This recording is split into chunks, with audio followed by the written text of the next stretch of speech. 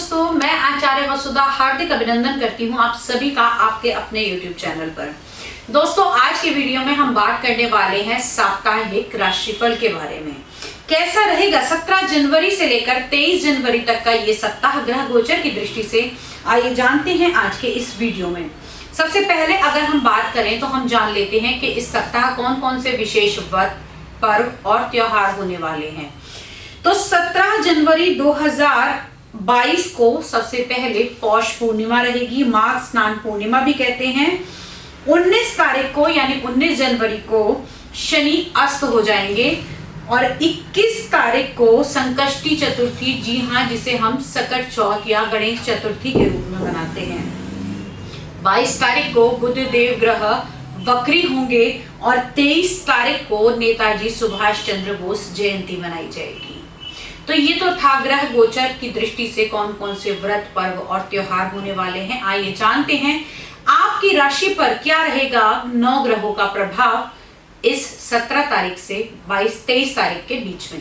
सबसे पहले हम बात करते हैं मेष राशि वाले जातकों के बारे में। तो दोस्तों, इस सप्ताह में आपके लगन से चंद्रमा गोचर करेंगे तीसरे, चौथे और 5वें घर के अंदर। तो आपकी इस समय में माता का स्नेह आपको पूरा मिलेगा, संतान का सुख भी मिलेगा और साथ ही साथ इस समय में आप कोई नया वाहन खरीदने की योजना बना सकते हैं। भाई बहनों का स्नेह आपको पूर्णतः से प्राप्त होगा। इस समय में आपको ध्यान रखने वाली बात यह है कि अगर आपको ये लगता है कि यहाँ पर आपको कोई ऐसी दिक्कत सता रही है, कहीं डिप्रेशन की प्रॉब्लम हो रही है, तो राहु के मंत्रों का जाप आप अवश्य करें।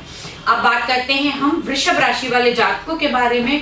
तो दोस्तों, वृषभ राशि वाले जातकों के चंद्रमा गोचर करेंगे आपके दूसरे घर में, तीसरे घर में और चौथे घर के अंदर। तो यहाँ पर आपकी पैतृक संपत्ति भी मिलेगी। जो लोग कहीं ना कहीं गायन, वादन और लेखन के कार्यों से जुड़े हुए हैं, उनको इस समय में सफलता प्राप्त होगी। अगर हम बात करें आपके भाई बहनों की और संबंधियों की, तो वो भी इस समय में आपका पूरा स्नेह देंगे और पूरा साथ देंगे। छोटी मोटी यात्राओं के संयोग बन सकते हैं और हाँ, इस समय में कोई नए मकान की योजना आपके लिए बन सकती है। अब बात कर लेते हैं हम मिथुन राशि वाले जातकों के बारे में। तो चंद्रमा सप्ताह के आरंभ में आपके लगन में ही विराजमान रहेंगे, आपको प्रफुल्लित करेंगे, नेचर बहुत रोमांटिक रहेगा, साथ ही साथ आपकी खूबसूरती को भी बढ़ाएंगे। चंद्रमा आपके दूसरे घर के स्वामी हैं और लगन में विराजमान है, तो यहाँ आपके लिए बहुत हेल्पफुल रहेंगे। साथ ही साथ अगर मैं बात करूं तो इस सप्ताह में आप लोगों को, अगर आप लोग कोई पेपर वर्क करते हैं तो आपको बहुत ध्यान देने की आवश्यकता है। साथ ही साथ यदि आपको गले से जुड़े हुए रोग हैं तो आपको अपना ध्यान रखने की आवश्यकता इस समय में रहेगी। शुक्र और मंगल का गोचर आपके सप्तम भाव में रहेगा। तो शुक्र का यहाँ गोचर आपके पंचम भाव के स्वामी का नवम भाव में आना, तो कहीं सप्तम भाव में आना, कहीं ना कहीं मैरिज के नए प्रपोजल्स मिल सकते हैं और साथ ही साथ नए जीवन साथी की तलाश भी पूरी होगी। अब बात कर लेते हैं हम कर्क राशि वाले जातकों के बारे में। तो दोस्तों, कर्क राशि वाले आपके तो लगन के स्वामी ही चंद्रमा हैं, जो गोचर कर रहे हैं 12वें घर में, पहले घर में और दूसरे घर के अंदर। तो कहीं ना कहीं सप्ताह के शुरुआत में थोड़ी सी आपको हेल्थ इश्यू बन सकते हैं, लेकिन घबराने की आवश्यकता नहीं है।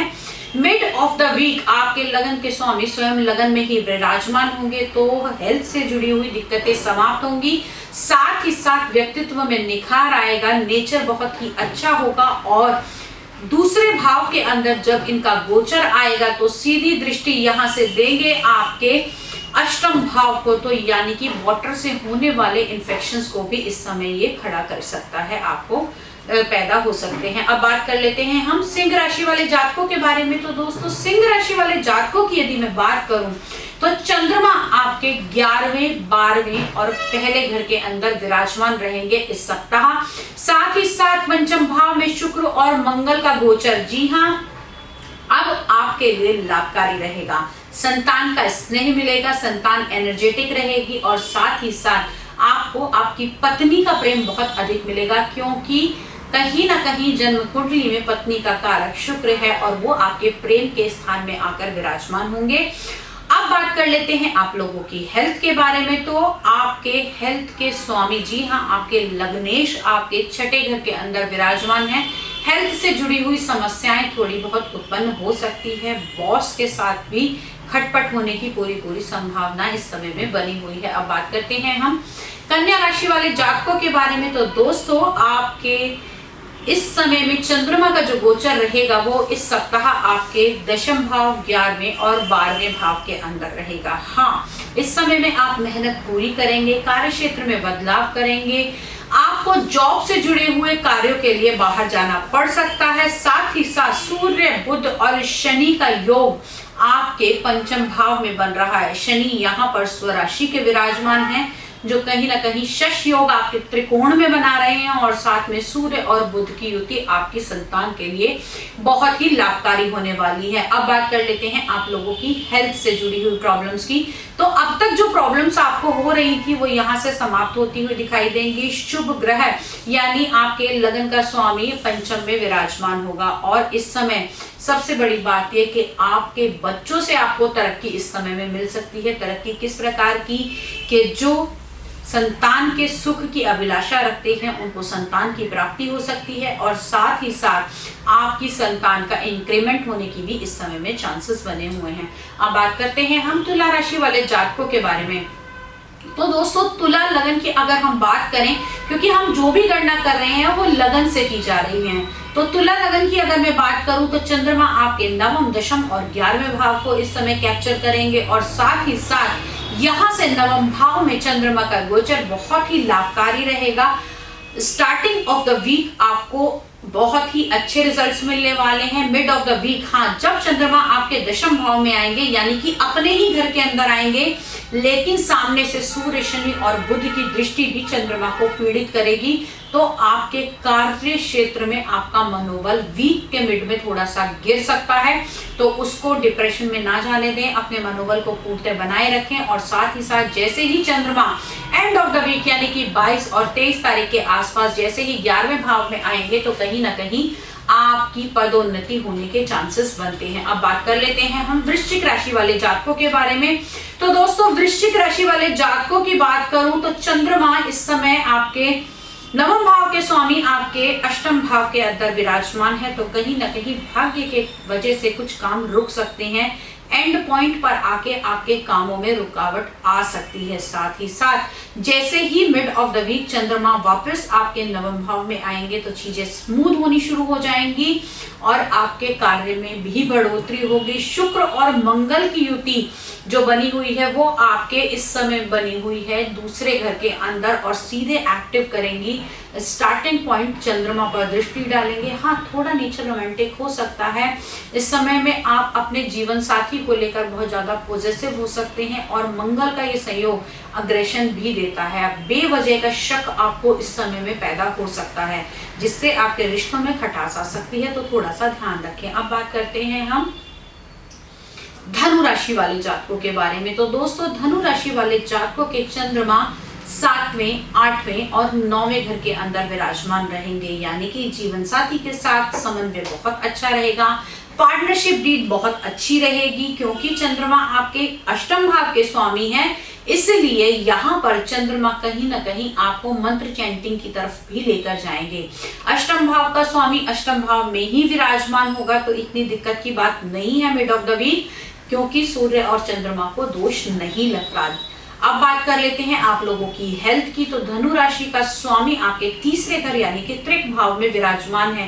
कहते हैं गुरु जहां भी बैठते हैं वहां के फलों को बढ़ा देते हैं, तो दोस्तों का, भाइयों का, मित्रों का, संबंधियों का सहयोग आपको पूर्णतः प्राप्त होगा, और साथ ही साथ चंद्रमा की दृष्टि आपके लगन पर पड़ेगी और मंगल की दृष्टि चंद्रमा पर पड़ेगी, तो जीवन साथी थोड़ा सा अग्रेसिव इस समय में हो सकता है। अब बात कर लेते हैं हम कुंभ राशि वाले जातकों के बारे में। तो दोस्तों, कुंभ राशि की अगर मैं बात करूं तो आपकी लगन राशि से चंद्रमा पंचम भाव के अंदर विराजमान है, जो कि आपके संतान के लिए बहुत अच्छा होने वाला है। साथ ही साथ प्रेम संबंधों में निखार आएगा, शिक्षा के क्षेत्र में आपको बढ़ोतरी मिलेगी, और पुण्य कर्मों का भी फल आपको इस समय में मिलेगा। छठे घर के अंदर जैसे ही चंद्रमा आएंगे तो आपके रोग में थोड़ा सा इजाफा हो सकता है, लेकिन जब इस सप्ताह इस टाइम पीरियड के अंदर अगर आप शनि के मंत्रों का जाप करते हैं तो आपके लिए बहुत लाभकारी रहेगा, क्योंकि एक तो शनि का आपके लगन के स्वामी का गोचर आपके 12वें भाव में और वहां से सीधी दृष्टि आपकी चंद्र राशि के ऊपर यानी कि कर्क राशि के ऊपर, और यहीं पर मिड में चंद्रमा विराजमान होंगे तो आपका मनोबल बढ़ सकता है, डिप्रेशन की शिकायत हो सकती है, बहुत ज्यादा अनचाहा भय आपको डरा सकता है। तो इस समय में आप चंद्रमा के मंत्रों का और शनि के मंत्रों का जाप करेंगे तो बहुत ही बेनिफिशियल रहेगा। अब बात करते हैं हम मीन राशि वाले जातकों के बारे में। तो दोस्तों अगर मीन राशि वाले जातकों की बात करूं तो आपके लगन से चंद्रमा आपके चतुर्थ भाव, पंचम भाव और षष्ठ भाव के अंदर गोचर करेंगे। चंद्रमा का अपना घर माना जाता है चौथा घर। यहाँ पर चंद्रमा का विराजमान होना कहीं ना कहीं आपको वाहन, सुख, संपत्ति, समृद्धि, जनता से जुड़ाव सभी चीजें देगा। माता का स्नेह प्राप्त होगा, संतान से आपकी बहुत अच्छी बनेगी, और साथ ही साथ यदि कोई पैसा दे रखा था तो वो इस समय में वापसी होता हुआ हमें दिखाई देता है। ये सप्ताह आपके लिए पूर्णतः बहुत ही लाभकारी रहेगा। अगले सप्ताह की जानकारी भी आपको समय से मिल सके उसके लिए आप चैनल सब्सक्राइब कर दीजिए और बेल आइकॉन को जरूर दबा दीजिए ताकि आने वाले सभी विषय आपको समय से मिल सके। अगले वीडियो में आपसे फिर मुलाकात करती हूँ, तब तक के लिए जय माता दी।